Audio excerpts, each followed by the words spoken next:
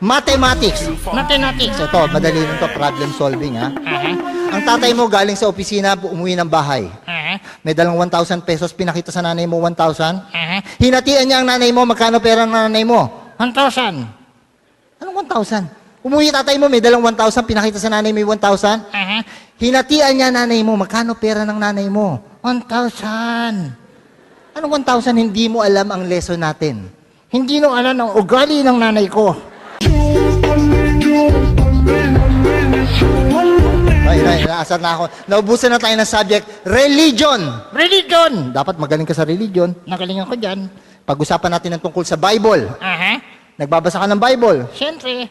Ano laman ng Bible? Well, yung sa amin, merong ticket ng loto. Ano pa?